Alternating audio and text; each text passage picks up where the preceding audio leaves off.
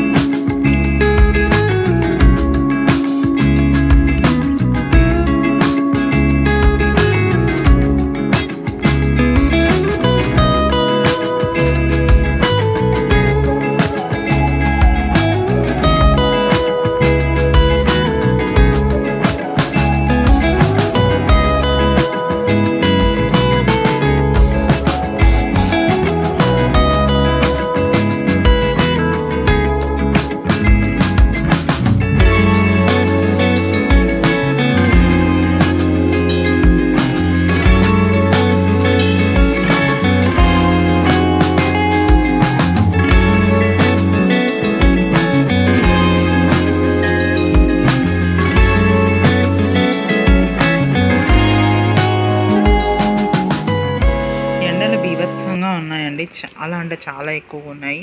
So ఈ trip మాత్రం మాకు కొన్ని నెగిటివ్ షేడ్స్ ఆఫ్ మెమరీస్ ఉన్నప్పటికీ కూడా పాజిటివ్ వైబ్స్తో మేమైతే ముందుకెళ్తున్నాము. ఏం లేదు, దర్శనం అవ్వకపోవడం అనేటటువంటిది మాకు అతిపెద్ద నెగిటివ్ మెమరీ.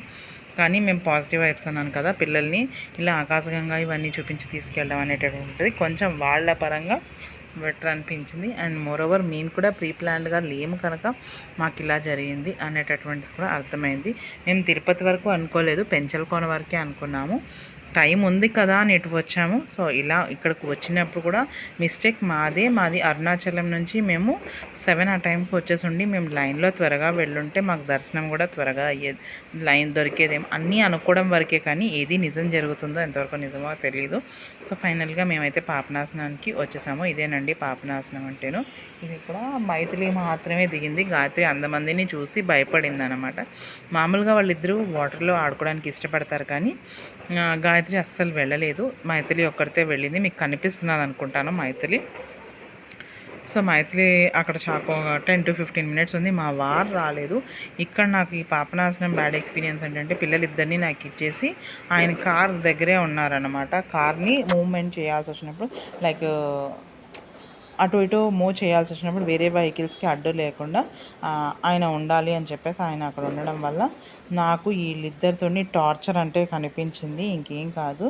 సో ఫైనల్గా అయితే మైథిలి దిగినప్పుడు గాయత్రి కామ్గానే ఇక్కడ కామ్గానే ఉందండి. నాకు ఇక్కడ ఏమి ఇబ్బంది పెట్టలేదు. తర్వాత చాలా పేచీ పెట్టేసింది, చాలా ఇబ్బంది పెట్టింది.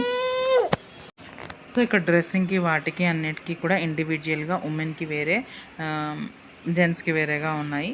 ఫైనల్గా అయితే మా పిల్లలు మొత్తం దాని తృప్తి తీరిపోయే వరకు వాటర్లో ఉన్నది, అక్కడ కింద ఆడుకుంది మైథిలి. తర్వాత మేము బయటకైతే వచ్చేస్తున్నాము. ఇక్కడ నుంచి నాకు కథ స్టార్ట్ అవుతుంది. ఇక్కడ నుంచి ఎందుకు ఏమిటి అనేటటువంటిది మీకు కుదిరితే ఈ వీడియోలో చూపిస్తాను, లేదంటే నెక్స్ట్ వీడియోలో చూపిస్తానండి. సో ఇదండి ఇవాళ వీడియో. హోప్ మీ అందరికీ నచ్చింది అనుకుంటున్నాను. నచ్చితే లైక్ చేయండి, షేర్ చేయండి. తప్పకుండా నా ఛానల్ని బెల్తో సబ్స్క్రైబ్ చేసుకోండి. మీరు ఇచ్చే లైక్ అనేటటువంటిది చాలా విలువైందండి. మీరు ఇచ్చే లైక్ వల్ల నా ఈ వీడియో ఇంకొంతమందికి సజెషన్ రూపంలో ముందుకు వెళ్తుందండి. Thank you.